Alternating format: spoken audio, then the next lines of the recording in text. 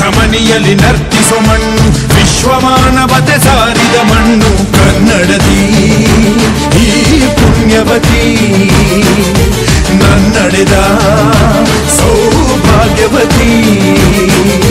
ನನ್ನ ಮಣ್ಣಿದು ಕನ್ನಡ ಮಣ್ಣು, ನನ್ನುಸಿರಲ್ಲಿ ಕಂಪಿಸೋ ಮಣ್ಣು, ಧಮನಿ ಧಮನಿಯಲ್ಲಿ ನರ್ತಿಸೋ ಮಣ್ಣು, ವಿಶ್ವಮಾನವತೆ ಸಾರಿದ ಮಣ್ಣು ಕನ್ನಡದಿ ಈ ಪುಣ್ಯವತಿ, ನನ್ನಡೆದ ಸೌಭಾಗ್ಯವತಿ.